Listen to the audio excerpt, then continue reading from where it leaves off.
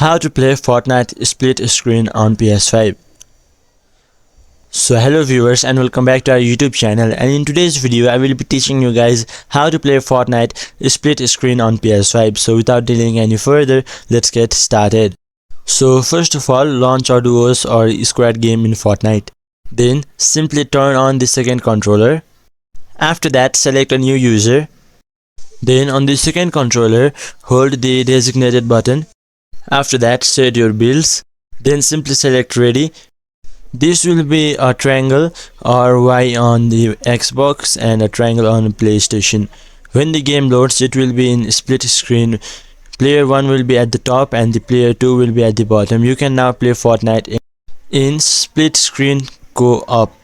So in this very simple step, you could fix your problem.